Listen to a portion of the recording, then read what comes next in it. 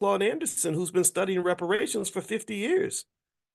You do know, I mean, someone maybe needs to go and tell, the administration, hey, there's this book that millions of people love called Powernomics. It was called the economic Bible for Black people back when it was written in the early 90s.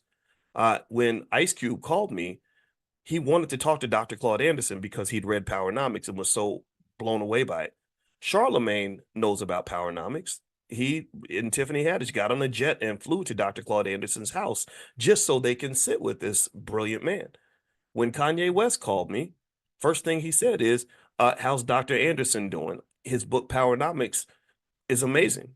Right? He said, I took it over to he now Kanye is a Trump guy, and he took it over to the Trump people, and he had the Trump people reading Powernomics. But also there are people on the left who've been introduced to Powernomics. Charlemagne's more of a Kamala guy. He understands her. And all most of you, many of you have heard about Powernomics. So one of the things that I think contributes to the idea that politicians are just out of touch with Black people and Black men in particular, but really Black families that are on the ground doing the work, is that there's something that's as phenomenal as this massive amount of study and work that's been done in the area of reparations. And then they just act like, oh, it hasn't been done yet. It hasn't been studied. No, the studies have been done. And in fact, actually, let me tell you all. So if you want to find a book that will help familiarize you on why we're owed about 14 to $15 trillion in reparations, Dr. Anderson's two most popular books are Black Labor, White Wealth. That was the first book I ever read of his, and that really blew me away. And then Powernomics is the most popular. And you can go to powernomics.com if you want to go take a look at his books. I think they should all be required reading for anybody in our community that cares. All right, so here's I'm going to read a little bit from Black Labor, White Wealth, and this is just one of many, many, many, many reasons why wealth is owed to African Americans. One of the greatest wealth builders in America is land, and there was something. How many of you heard of the 1862 Homestead Act? Have you heard of the Homestead Act? Give me a yes if you heard about the Homestead Act, or what it was to be a homesteader. Okay, so the Homestead Act of 1862 represented America's last great land policy. It was enacted on the eve of the Civil War and provided that anyone living on land for 5 years while making some improvements could acquire a free title to 160 acres. This act remained in effect until 1900 and provided 400,000 to 600,000 white families with homes and farms. Now, mind you, some of this property now is worth millions and millions and millions of dollars.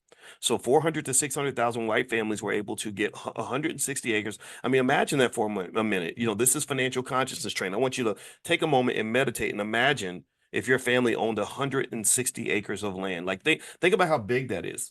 Just 5 acres is pretty massive. Imagine if you owned 160 acres. Imagine if all of us, think about this. Imagine if all of us right now, every one of us owned 160 acres of land. Every one of us would be millionaires.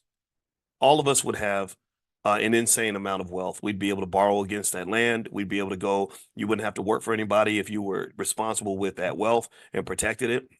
160 acres is a lot of land.